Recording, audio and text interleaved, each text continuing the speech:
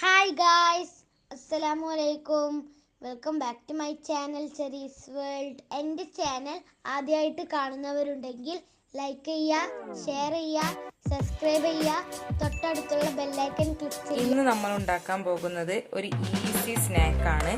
പഴം വെച്ചിട്ടാണ് നമ്മളിത് ഉണ്ടാക്കുന്നത്. അപ്പോൾ ഇതിലേക്ക് വേണ്ടത് 2 പഴം, 1 മുട്ട,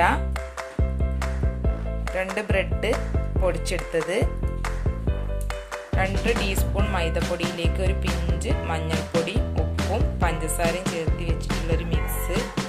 ഇത്രയും മതി നമുക്ക് ഈ ഒരു ഈസി സ്നാക്ക് റെഡിയാക്കാൻ വേണ്ടിയിട്ട്. അപ്പം നമുക്ക് പഴം ഒന്ന് കട്ട് ചെയ്തെടുക്കാം.